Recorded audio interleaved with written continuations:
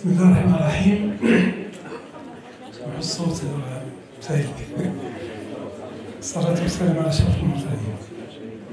Monsieur le secrétaire général, Mesdames et Messieurs les ministres, les secrétaires d'État, Messieurs les directeurs généraux et directeurs, Monsieur le représentant de la Fondation Konrad Adenauer, Mesdames et Messieurs les intervenants à cette rencontre, Monsieur le Président du Conseil national, Mesdames et Messieurs les membres du comité exécutif du Parti l'Istiqlal, chers amis, membres de l'Alliance, des alliances, des économistes, des ingénieurs et des médecins.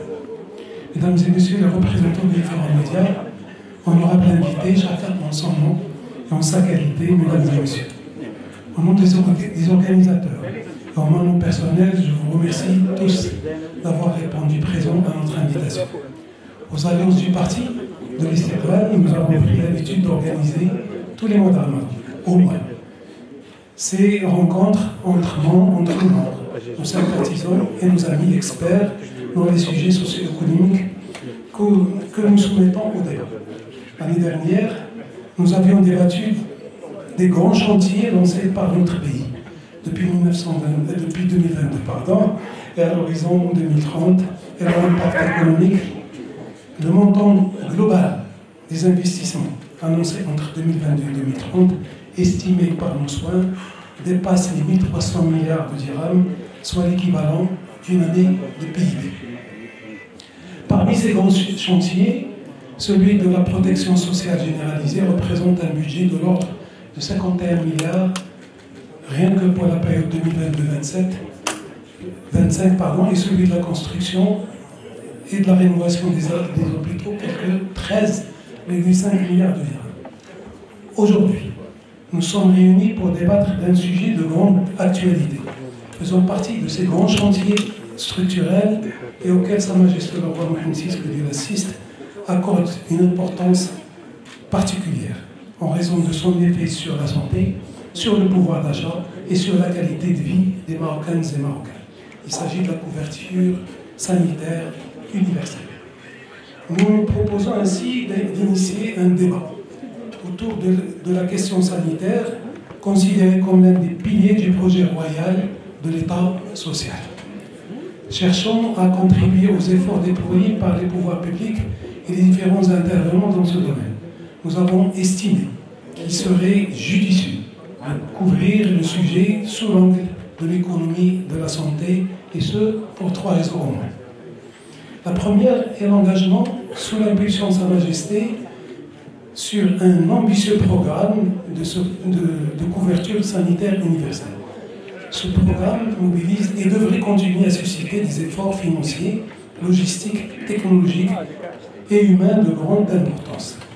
Par ailleurs, la réussite de ce modèle sanitaire, tel qu'il est voulu et envisagé par notre pays, nécessite son inscription dans une démarche systémique intégrant différentes composantes de l'écosystème santé, à savoir l'offre de soins, le parcours du patient, les moyens financiers, le capital humain, l'innovation et la recherche, les produits et équipements de santé et la logistique. Approcher ce sujet dans une démarche d'économie de la santé nous permettra d'aborder les contours de ces différentes composantes dans notre pays. L'économie de la santé, à l'instar des économies industrielles, financières, agricoles, de l'énergie, etc., est reconnue aujourd'hui comme un champ d'analyse et d'action adapté aux caractéristiques économiques du système sanitaire dans sa globalité. La deuxième raison est qu'au-delà de la mise en place du système de couverture médicale généralisée, assurer la soutenabilité et la durabilité représente un enjeu majeur pour le Maroc. En effet, bien que le montage financier soit assuré à l'horizon 2026, les besoins croîtront parallèlement à la croissance démographique et au fur et à mesure que le système de couverture avance et se généralise. Ce qui suppose une veille constante pour mobiliser les financements requis. La durabilité passe d'abord par la satisfaction des besoins médicaux des citoyens et citoyennes et nécessite également une optimisation des ressources par une bonne gouvernance, une implantation territoriale équilibrée et une cohérence au niveau du poids et des rôles entre les opérateurs publics et privés et par une plus d'engagement plus d'encouragement au tiers secteur, c'est-à-dire les fondations et associations. La troisième raison tient au fait que l'économie de la santé représente près de 6% du PIB au Maroc, à peu près 10% dans les pays développés.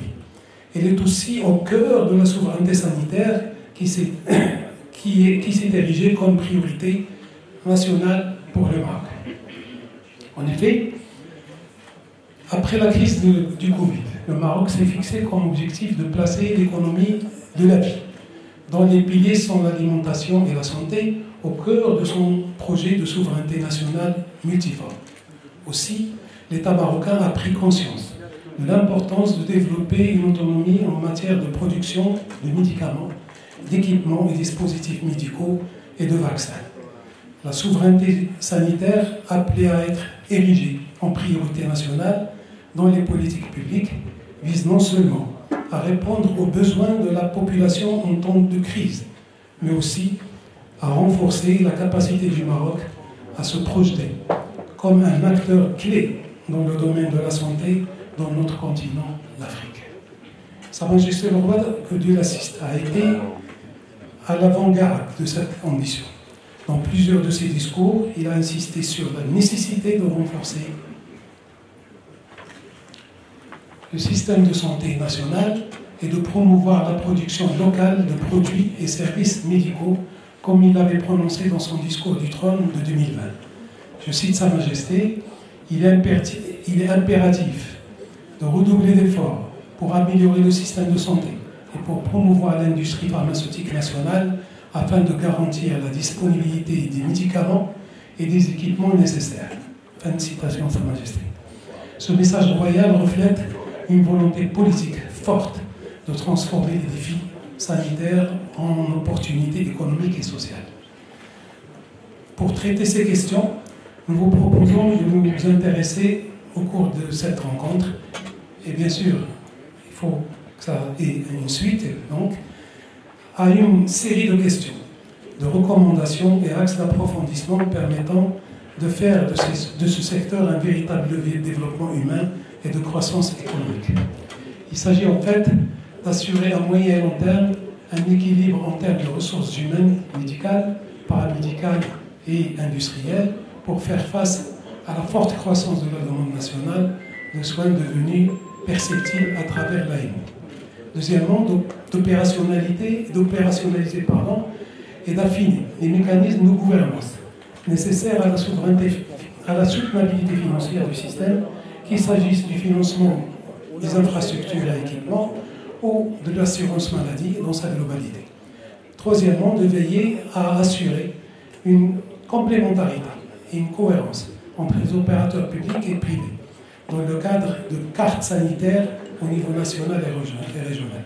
Et quatrièmement, de bien préparer les conditions nécessaires au développement d'un écosystème permettant d'assurer la souveraineté sanitaire de notre pays, de renforcer notre leadership continental dans ce domaine et de faire de ce secteur un véritable levier de développement humain et de croissance économique et de création d'emplois à forte valeur ajoutée au Maroc et dans les pays voisins. Ainsi, après l'allocution de M. le secrétaire général, Dr Nizar Baraka, nous aurons deux panels thématiques. Le premier, autour du thème l'offre et la demande de soins. Quelle soutenabilité humaine et financière du système, pour à peu près 40 minutes. Le deuxième, la souveraineté médicale et les opportunités de croissance économique et d'emploi dans la production de biens et services médicaux, pour aussi 40 minutes. Nous aurons le plaisir d'accueillir d'éminents spécialistes que je laisserai notre animateur Cédric Jaidan présenter. Suivra un échange avec la salle avant de clôturer les débats de ce soir avec des recommandations. Je vous remercie. La parole à M.